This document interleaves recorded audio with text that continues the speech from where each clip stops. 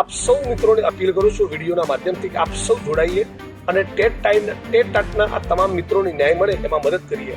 ગુજરાતની અંદર આ 70,000 શિક્ષકોની ઘટ ભરાવી જોઈએ તો જ ગુજરાત સાચા અર્થમાં પ્રગતિશીલ ગુજરાત બની શકે। શાળામાં નવા શૈક્ષણિક કાર્યની શરૂઆત તો થઈ ગઈ છે। બાળકો શાળામાં જાય છે તો ખરી, પરંતુ ત્યાં શિક્ષકો જ નથી। ગુજરાતમાં છેલ્લા કેટલાય સમયથી શિક્ષકોની ઘટ છે। ટેટ ટાટ પાસ ઉમેદવારોને કાયમી કરવાની પણ સતત માંગ ઉઠી રહી છે। કેટલાય આંદોલનો ચલાવવામાં આવી રહ્યા છે, પરંતુ હજુ સુધી સરકારના કાન સુધી આ આંદોલનના અવાજો, આ આંદોલનની રજૂઆત જતી નથી એવું લાગી રહ્યું છે। આ બધાની વચ્ચે જિગ્નેશ મેવાણી પણ હવે લડી લેવાના મૂડમાં જોવા મળી રહ્યા છે। ગાંધીનગર ખાતે તેઓ આંદોલન કરવા જઈ રહ્યા છે અને ટેટ ટાટ પાસ ઉમેદવારોને ન્યાય અપાવવા સતત હવે તેઓ મેદાનમાં ઉતરી ગયા છે। શિક્ષકોની ભરતી કરવામાં આવે તેવી માંગ સતત ઉઠી રહી છે। ટેટ ટાટ પાસ ઉમેદવારો ઘણા સમયથી આ માંગ પણ કરી રહ્યા છે।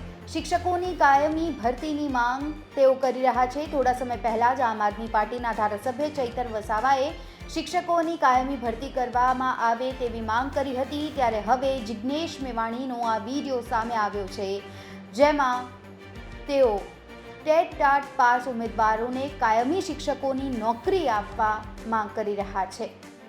નમસ્કાર મિત્રો, સમગ્ર ગુજરાતમાં શિક્ષણનું તંત્ર કેટલું ખાડે ગયું છે આપણે બધા જ જાણીએ છીએ।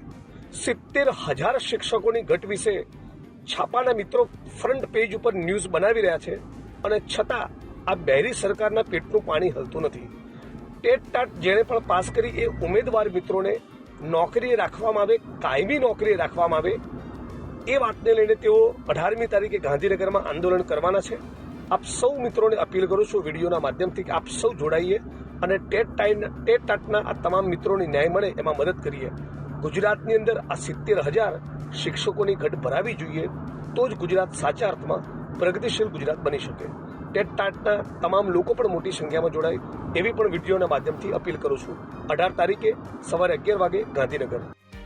તો મંગળવારના રોજ ગાંધીનગરમાં આંદોલન કરવા જઈ રહ્યા છે, ત્યારે આ જ વાતને લઈને જિગ્નેશ મેવાણીનો આ વિડીયો સામે આવ્યો હતો, જેમાં તેઓ કહી રહ્યા છે કે સમગ્ર ગુજરાતમાં શિક્ષણનું તંત્ર કેટલું ખાડે ગયું છે તે આપણે જાણીએ છીએ।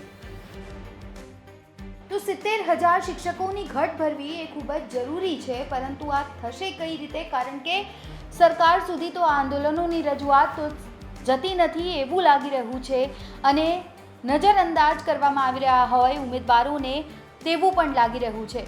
ત્યારે જોવું રહ્યું કે જ્યારે આ આંદોલન થશે ત્યારે શું સરકાર જાગશે અને કોઈ નક્કર પગલાં લેશે ખરી?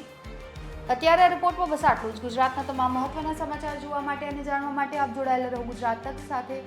ફરી મળીશું। નમસ્કાર।